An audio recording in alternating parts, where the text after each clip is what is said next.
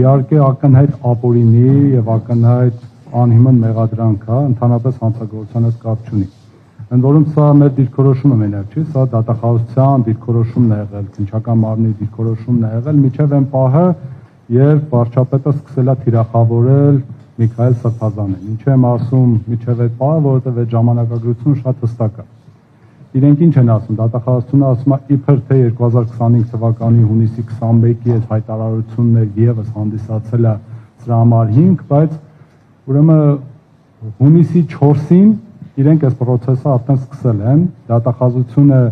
իր նախաձեռնությամբ այդ հրապարակումը ուղարկել է ոստիկանությունը իբր թե հաղորդում է պատրաստել, ուղարկել քննչականը բարույթը նախաձեռնել է։ Երբ որ հետ են գնում թե հունիսի 4-ին ինչ հետաքրքրություն ունի իր մեջ, տեսնում ենք, որ հունիսի 3-4 վարչապետը իր էջում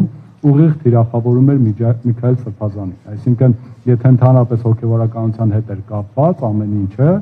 այդ օրերին ուղիղ Միքայել Սրբազանի հետ էր կապված։ Եվ ինչպես գիտեք, մեր իրավապահները ասենց արդեն իսկ վատ սովորություն ունեն, տեսնում են ինչա ցանկանում վարչապետը, իրենք միանգամից այդ բոլոր ցանկությունները փորձում են իրականություն դարձնել, եւ հենց այդ ամսի 4-ի հետ կապված հրապարակումներից հետո միանգամից իրենք կարծեք թե տեսնում են մի տարի առաջ 24 թվականի հարցազրույցը Միքայել Սրբազանի եւ դա վերցնում են, փորձում են շրջանառել։ Սա իր հերթին, իսկ այն ինչ որ ասում են, որ ամսի 21-ի հաղորդում, հայտարարություն, հրապարակում, պետք է նշեմ, որ պաշտոնական իրենց պատասխանը մեծ, երբ որ մենք հարցրել ենք, թե նույն մեղադրանքի մեջ երկու տարբեր հրապարակում եք նշել, կասեք թե երկուսին չեն, առանձին հանցագործություններ են, թե ինչ են, պաշտոնական պարզաբանումը եղել է հետևյալը, որ երկրորդ հրապարակումը դա առաջին հայտարարությունների եւ գուցե հանձնարարության արդյունքում։ Եթե այստեղ գրած է, որ 2023 թվականի սեպտեմբերի 26-ի հարցազրույցում բառերը շատ կարևոր են, հա, որ ռազմական հեղաշրջում պետք է արվի, թե չէ Հայաստանը կվերածվի Էրմենիստանի։ Ուրեմն իրենք այս հաղորդում երբ որ ուսումնասիրել են, հենց նույն դատախազությունը գրել է, որ իրենք ուսումնասիրել են, վերահաստատում են, որ ձեր հաղորդման մեջ նկարագրված հանգամանքները չի հաստատվում այնպիսի դեպք, գործողություն, անգործություն, որը որ ենթադրել հանցագործություն է։ Հիմա դատարանում մեղադրանքի կողմը քննիչը դատախազը ասում էին, որ այս ամբողջ հարցազրույցի մեջ հիմնական խնդիրը դա հենց այն, որ ասում է ռազմական հեղաշրջում պետք է արվի, որ գեներալից այդ ուժային կառույցները պետք է անեն։ Հիմա հարց ենք տալիս, ասում ենք ընկերներ, 23 թվականին ռազմական հեղաշրջում, գեներալից այդ նույն բառերի վերաբերյալ հայտարարությունները դուք չեք դիտել հանցագործություն։ Ինչպես եղավ, որ հիմա հանցագործություն է։ Իրենք առաջին փուլում սկսեցին ասել, որ իրենք տեղյակ չեն սրա մասին։ Սա ամենաառաջի աբսուրդն էր, որ դատախազությունը իբր թե տեղյակ չէ, այնինչ նույն պաշտոնատար անձն է այս ամեն ինչի մեջ շրջանառվել գրագրություններով համապատասխան վարչության պետը, երբ որ 2023 թվականին հաստատվել է, որ հանցագործություն չկա եւ 2024 թվականին դիտարկել են, որ հանցագործություն կա։ Ինչ է այստեղ ամենակարևորը։ Կասենք, հիմա մի հատ անդրադառնա մնացածին։ Ուրեմն քրեական դատավարության օրենսգիրք եւ սահմանադրությունը արգելում է կրկին անգամ դատվելը։ Իսկ կրկին անգամ դատվելը դա այն չի, որ դատավճիռ պետք է լինի, դա խոսքը գնում է նրա մասին, թե պետությունը նույն հանցագործության հետ կապված, նույն արարքի հետ կապված, նույն դրվագով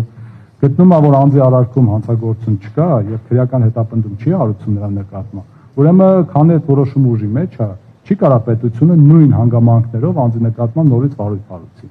Հիմա իրենք դա արել են, այս խախտումը արել են եւ սա դրա համար եմ ասում, ակնհայտ ապօրինի քրեական հետապնդում է։ Սա ուղիղ բացառում է եւ նույնիսկ կալանքն է բացառում։ Կալանքի հետ կապված դատարանը պարտադիր պետք է ուշադրություն դարձնել այս հանգամանքի, թե արդյոք քրեական հետապնդումը բացառող հանգամանք կա թե չկա, իսկ սա ուղիղ բացառող է եւ եթե կա պետք է մերժել միջնորդությունը։ Մի քիչ առաջ ընկնելով ասեմ, որ մեր այդ բառը դժվարանում եմ իր մասով ասել դատավոր, բայց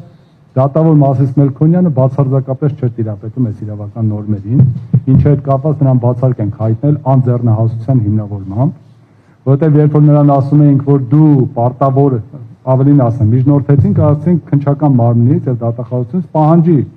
այդ համապատասխան արձանագրություն կլինի, փաստաթուղթ կլինի, որը որ հաստատվել է, որ քրեական հետապնդում չի հարուցվում, եւ հիմնավորում էինք, որ այստեղ կրկին անգամ դատվելու խնդիր կա եւ կալանքի իրավաչափության։ Դատավորի պարզաբանումը ցնցող էր, որը որ ուղղակի ասենց երևի պետք է իրենք իմանան ում հետ գործ ունեն, մի հատ նորից թեստավորում անցկացնեն, ասաց որ այս փուլում ինքը ընդհանրապես չի կարող անդրադառնալ կրկին անգամ դատվելու սկզբունքին, որովհետև ինքը դատավճիռ չի կայացնում։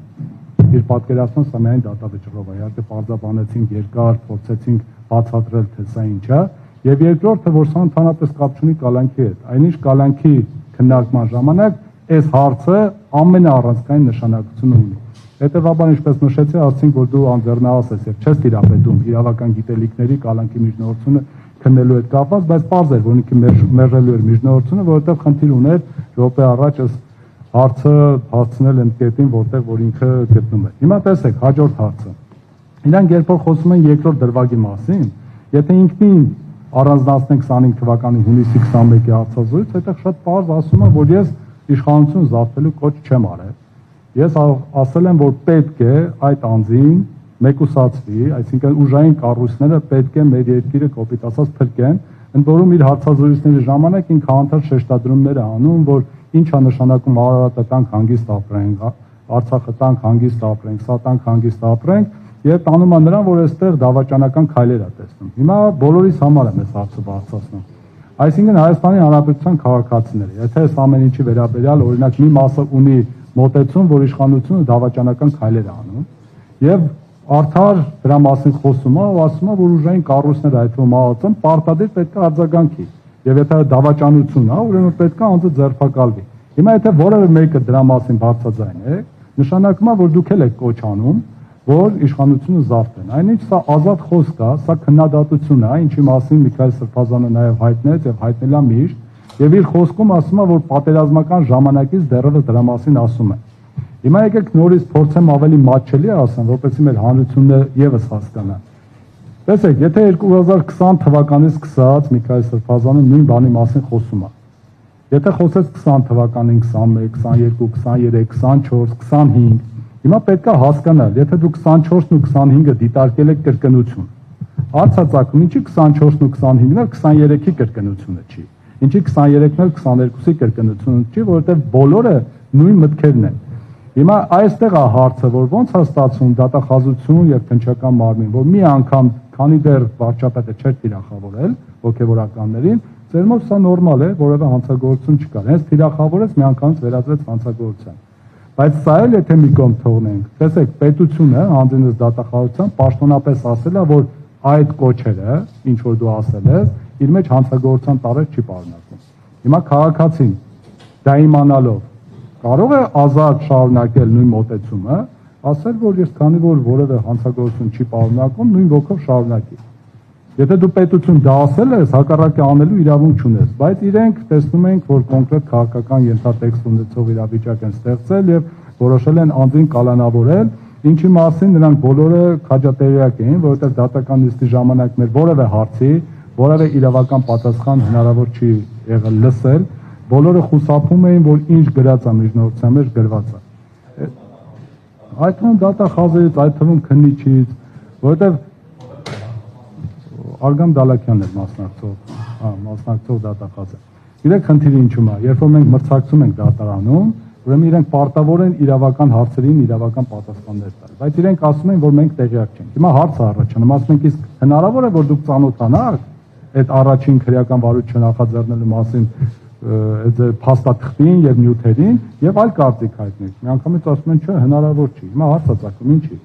Դատավորին ասում են, դու դատավոր ես։ Բայց դու առաջին հերթին, եթե մենք չասենք, չպահանջես այս փաստաթղթը տեսնես թե ինչ է, չի ուզում ծանոթանա։ Այստեղից է եւս մեկ անգամ հաստատվում է, որ որոշումը արդեն կայացված է եւ որևէ կերպ հնարավոր չէ լինելու դա այդ պահին բեկել։ Չնայած որ իրավական առումով մեր փաստարկները ամենաուժեղագույնն էին, ամեն գործով չի, որ նման փաստարկներ մենք կարողանում ենք ունենալ, իսկ այստեղ այս փաստարկները ըստ էության արդեն։ Սա ընդհանուր առմամբ հիմնավոր կասկածի մասով, որը որ կուզենայի անդրադառնայի, ավելի խորը մենք հետագայում նաեւ դատանի որոշումը ծանոթանալուց հետո